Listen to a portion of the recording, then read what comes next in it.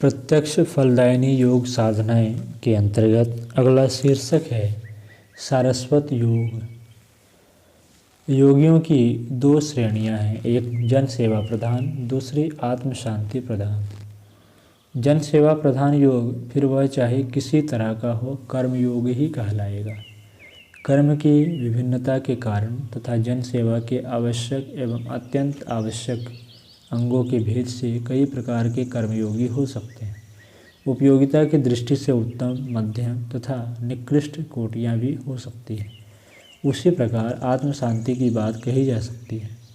जिसके जीवन में आत्म शांति के लिए भक्ति का समावेश हुआ रहता है वह भक्त योगी कहलाता है, और जिनके जीवन में तप का समावेश हुआ रहता है वह संन्यास योगी कहलाते हैं।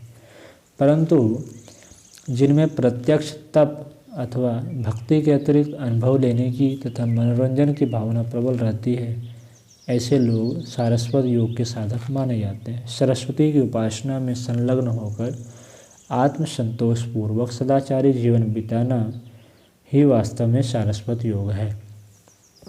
सारस्वत योग में सरस्वती का गुण कीर्तन नहीं होता, बल्कि विद्या व्यसन होता है, ज्ञान का अर्जन होता है। यही ज्ञान जब जन सेवा के लिए प्राप्त किया जाता है तो साधक कर्मयोगी हो जाता है, पर जब आत्मसंतोष के लिए किया जाता है तब वह सारस्वत योगी कहलाता है। विद्या व्यसन कई प्रकार का होता है और उसे कई प्रकार से चरितार्थ किया जाता है, जैसे देशाटन द्वारा, पुरातत्व की खोज द्वारा, ग्रंथ लेखन तथा काव्य निर्माण द्वारा, चित्र वाद्य संगीत के अध्ययन द्वारा। विद्या व्यसन किसी प्रकार का हो, व्यसन के साथ कौन सी भावना काम करती है उस पर ही उसका श्रेणी भेद होता है।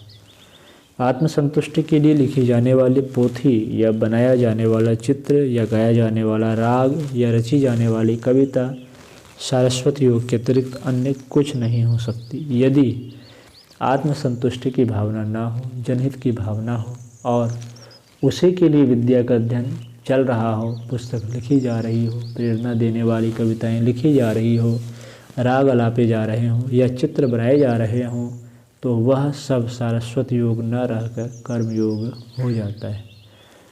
यह संभव है कि विद्या व्यसनी को कर्म योग करते हुए भी आत्मसंतुष्टि मिले, लेकिन यदि जनहित उसका ध्येय है तो वह ध्यान योग के तप, भक्ति और सारस्वत योग की श्रेणी में नहीं आएगा, वह विशुद्ध कर्मयोगी की श्रेणी में ही आएगा। इसी प्रकार आत्मसंतोष के लिए की जाने वाली साधनाएं जनहितकारी हो तब भी वह योगी कर्मयोगी न कहलाकर सारस्वत योगी ही कहलाएगा।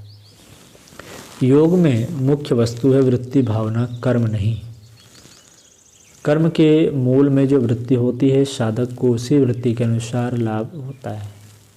यूँ तो जो भी कार्य किया जाता है उसका जनहित तथा आत्मसंतोष पर अवश्य प्रभाव होता है। व्यष्टि और समष्टि को कार्य के प्रभाव से मुक्त नहीं किया जा सकता, लेकिन कार्य का साधक पर जो प्रभाव पड़ता है उसकी जो वृत्ति काम करती है, योग तथा उसके फलाफल का निर्णय उसी के आधार पर किया जाता है। उसी की श्रद्धा या वृत्ति के आधार पर वह कार्य उस साधक का निर्माण करता है। गीताकार ने भी इसी की पुष्टि की है। इसलिए मूल बात है वृत्ति की।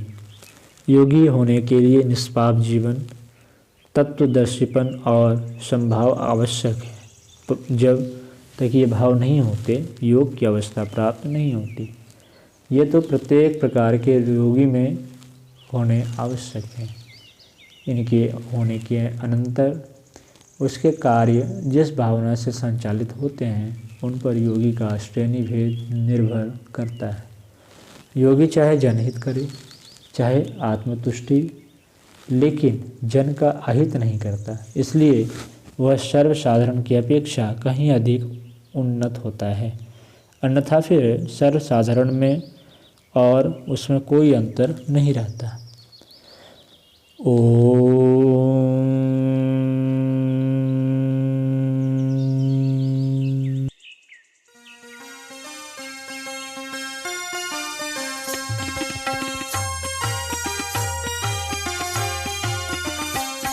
चलो गुरुदेव के सपने सजाने की शपथ